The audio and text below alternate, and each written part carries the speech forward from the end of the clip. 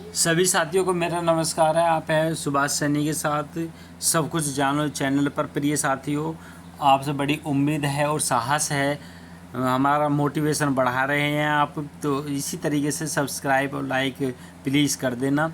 और कनाडा में जो माता पिता दादा दादी और साथ रखने का मौका मार्क कार्नी सरकार का अहम फैसला, और ये फैसला भारतीय युवाओं को सीधा फायदा दिया है। इसमें क्या है कि जो भारतीय युवक कनाडा में रह रहे हैं उनके लिए जो मार्क कार्नी की सरकार है उन्होंने बड़ा अहम फैसला लिया है कि उनके माता पिता दादा दादी कनाडा में रह सकते हैं। और जिस तरीके से उन्होंने ये योजना लागू की है, आइए जानते हैं थोड़ा सा कनाडा का भूगोल। उत्तरी अमेरिका का एक देश है कनाडा, जिसमें 10 प्रांत और 3 केंद्र शासित प्रदेश हैं। यह महाद्वीप के उत्तरी भाग में स्थित है, जो अटलांटिक से प्रशांत महासागर तक उत्तर में अटलांटिक महासागर तक फैला हुआ है। इसकी कुल क्षेत्रफल 99 लाख वर्ग किलोमीटर। कनाडा कुल क्षेत्रफल की दृष्टि से विश्व का दूसरा और भूमि क्षेत्र की दृष्टि से द्वितीय सबसे बड़ा देश है। इसकी संयुक्त राज्य अमेरिका के साथ अंतर्राष्ट्रीय सीमा विश्व की सबसे बड़ी भूमि सीमा। कनाडा एक विकसित देश है, इसलिए अंतर्राष्ट्रीय उपायों के आधार पर नागरिकता, जो स्वतंत्र, सार्वजनिक सुरक्षा, सामाजिक सुरक्षा, सस्ती शिक्षा और स्वास्थ्य सेवाएं एक बहुत अच्छी सुनिश्चित करते हुए जो है कनाडा राष्ट्र के राष्ट्रमंडल का सदस्य। इसके साथ यहाँ कई प्रमुख अंतर्राष्ट्रीय और अंतर सरकारी संस्थाएं एक दूसरे से जुड़ी हुई हैं, और जिसमें संयुक्त राष्ट्र, उत्तर अटलांटिक संधि संगठन, G8 प्रमुख 10 देशों के समूह, G20 उत्तरी अमेरिका मुख्य व्यापार समझौता, एशियन प्रशांत महाद्वीप आर्थिक सहयोग प्रमुख हैं। तो जो मार्क कार्नी की सरकार है उन्होंने जो है भारतीय लोगों के लिए सीधा फ़ायदा दिया है कि उनके दादा दादी उनके साथ रह सकते हैं। तो मूल निवासी वर्तमान में कनाडा में जो है, थोड़ा सा हम कनाडा का भूगोल बता रहे हैं, उसके बाद जैसे भी अपडेट है उसको भी हम बताएंगे। तो कनाडा में आदिवासी लोगों के प्रथम राष्ट्र इनुइट और मेटिस लोग शामिल हैं। इसके अलावा मिश्रित नस्ल भी है, जो कि मध्य 17वीं शताब्दी सदी में प्रथम राष्ट्र और इनुइट लोगों के बाहर से बसने आए यूरोपीय के साथ विवाह के बाद बनी। उत्तरी अमेरिका की पहली निवासी 15,000 वर्ष पहले साइबेरिया पलायन कर बेरिंग भूमि पुल के माध्यम से पहुँचे।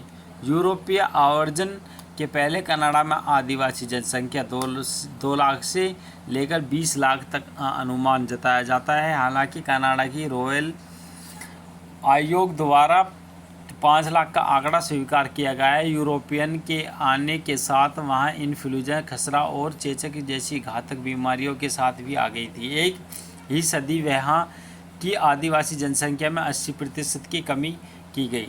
शीघ्र ही अंग्रेज़ों और फ्रांस में लड़ाई छिड़ गई, जिससे 7 वर्ष का युद्ध का प्रमुख रहा पेरिस की संधि। 1763 के बाद कनाडा के अधिकतर भूभाग में अंग्रेज़ों का अधिकार हो गया था। तो कनाडा में ऐसे रहने वाले लोग जो बड़ी तादाद में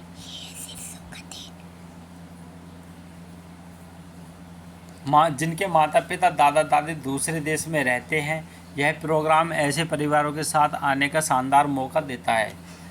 तो कनाडा की मार्क कार्नी सरकार ने अपने नागरिकों के विदेश में रह रहे पारिवारिक सदस्यों के लिए परमानेंट रेजिडेंसी हासिल करने का बड़ा मौका दिया है। इससे हज़ारों कनाडा निवासियों को अपने माता पिता या दादा दादी को स्थायी रूप में अपने साथ रखने का मौका मिलेगा। कनाडाई सरकार 28 जुलाई से अपने 2020 प्रायोजिक पूल के 17,860 लोगों को अपने माता पिता या दादा दादी के लिए स्थायी निवास हेतु आवेदन करने के आमंत्रित करें।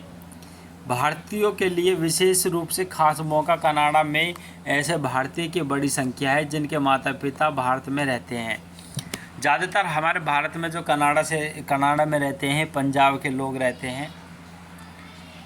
कनाडा का immigration, refugee and citizenship IRCC 28 जुलाई से उन 17,860 संभावित प्रायोजकों को नियंत्रण भेजना शुरू कर देगा जिन्होंने 2020 में प्रायोजक बनने के लिए इनिस्टेट लेटर जमा किया था। यह घोषणा बीते हफ्ते ऑनलाइन पब्लिश एक नोटिस में की गई। नोटिस में कहा गया है कि केवल 2020 के पूल पर ही विचार किया जाएगा। आवेदन कैसे होंगे स्वीकार करें। IRCC ने कहा कि वह इस वर्ष माता पिता और दादा दादी के PR के कार्यक्रम PGP के लिए आवेदन स्वीकार करेंगे। एजेंसी ने कहा है कि आमंत्रित लोगों को आवेदन ऑनलाइन जमा करना होगा। यह स्थायी निवास पोर्टल या प्रतिनिधि स्थायी निवास पोर्टल के माध्यम से किया जाएगा। जिन लोगों ने 2020 में स्टेट लेटर भरा था लेकिन अभी तक कोई जवाब नहीं मिला, उन्हें अपने इनबॉक्स का ध्यान रखने के लिए कहा जाता है।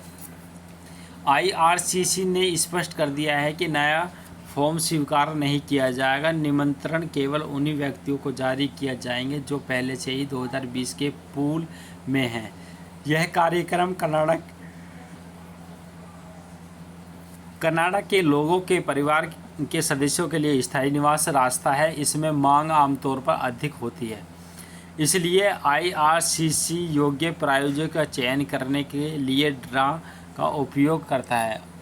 आवेदन केवल लॉटरी में चुने गए लोगों से ही स्वीकार किए जाएंगे। सुपर वीज़ा का भी विकल्प है। PGP के तहत जिन लोगों को आवेदन करने का नियंत्रण नहीं मिलता वो सुपर वीज़ा का विकल्प चुन सकते हैं। यह एक दीर्घकालीन मल्टी एंट्री वीज़ा है। यह वीज़ा 10 वर्षों तक वैध होता है। इसमें माता पिता दादा दादी को एक बार में 5 वर्षों तक कनाडा में रहने की अनुमति देता है। वे देश में रहते हुए अपने प्रवास को 2 वर्षों के लिए बढ़ाने के लिए आवेदन कर सकते हैं। तो 1783 में पेरिस की संधि अमेरिका स्वतंत्रता को मान्यता दी गई थी। ग्रेट झील के दक्षिणी के प्रदेशों को नए संयुक्त राज्य अमेरिका को सौंप दिया था। ये थोड़ी सी आगे की अपडेट है, ये भूगोल के बारे में बताया है। 1812 के संयुक्त राज्य अमेरिका और ब्रिटेन के बीच युद्ध में कनाडा ने मुख्य भूमिका अदा की। युद्ध शांति 1815 में आई, हालांकि दोनों की सीमा में कोई बदलाव नहीं हुआ। 1815 से 50 के बीच ब्रिटिश आप्रवासन की संख्या 9,60,000 से अधिक रही। इनमें आयरिश शरणार्थी तथा गैलिश भाषी स्टॉक प्रमुख थे। संक्रामक रोगों के कारण 1891 से पहले कनाडा में आकर बसने वाले यूरोपीय की 25 से 33% लोगों की मृत्यु हो गई थी। 1867 में परिसंघ के बाद विकास और कनाडा के प्रांतों और क्षेत्रों के परिवर्तन हुआ था। सम्मेलन के बाद 1867 संविधान अधिनियम के तहत 1 जुलाई 1867 और 4 प्रांतों ओटारियो, क्यूबेक, नोवा स्कोटियन और नई ब्रांसविक आधारित तौर पर यह घोषणा की गई थी। कनाडा ने रूपर्ट की भूमि तथा उत्तरी पश्चिमी क्षेत्र का अधिकार कर उत्तरी पश्चिमी प्रदेशों का गठन किया। वहीं मेटिस की शिकायतों से लाल नदी के विद्रोह पनपा और जुलाई 1870 में मैटिनिबो प्रांत के सृजन हुआ। ब्रिटिश कोलंबिया और वैंकूवर द्वीप जो 1866 में एकजुट कर दिया गया था, 1871 में कनाडा में शामिल हुए गए थे, जबकि प्रिंस एडवर्ड द्वीप में 1873 में शामिल हुए। कनाडा की संसद ने विनिर्माण उद्योग, रेलवे तथा आव्रजन को लेकर कई बिल पास किए गए थे। भूगोल है इसका कुल क्षेत्रफल, इसके जल सहित के हिसाब से कनाडा रूस के बाद विश्व का दूसरा सबसे बड़ा देश है। अकेले भूमि क्षेत्र के हिसाब से दुनिया में ताज़े जल की झीलें का सबसे बड़ा क्षेत्र होने के कारण कनाडा चौथे स्थान पर है। पूर्व में अटलांटिक महासागर से लेकर उत्तर में अटलांटिक महासागर और पश्चिम में प्रशांत महासागर तक फैला है। ये देश 9,09,84,670 वर्ग किलोमीटर 3,08,55,100 वर्ग मीटर क्षेत्रफल में फैला है। 2,43,042 किलोमीटर 1,51,019 मील की दुनिया की सबसे तट लंबी रेखा के साथ कनाडा के पास विशाल समुद्री भूभाग भी है।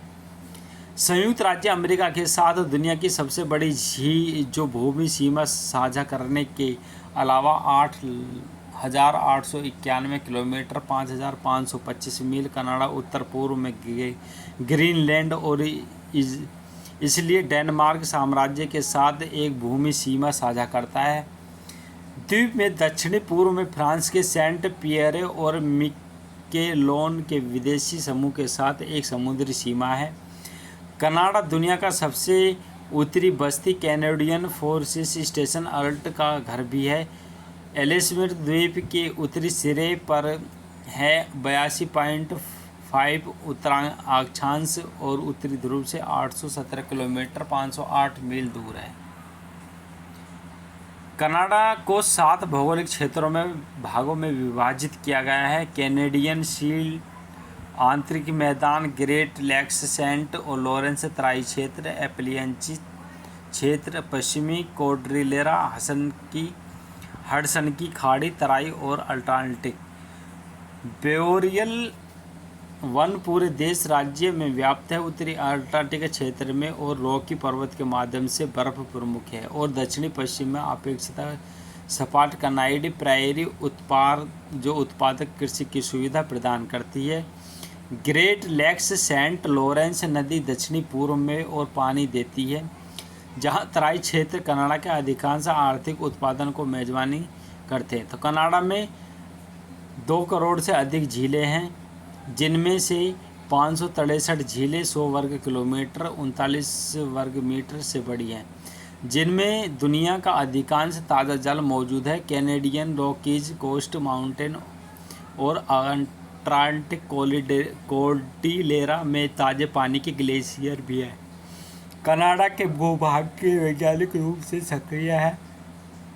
यह कई भूकंप आते हैं और संभावित रूप से सक्रिय ज्वालामुखी, विशेष रूप से माउंट मीगर, मासिफिक, माउंट गैरीबाल्डी, माउंट कैली और माउंट एलिजिया ज्वालामुखी परिसर हैं। तो मेरे प्रिय साथियों, इस तरीके की ये अपडेट थी। और जो कनाडा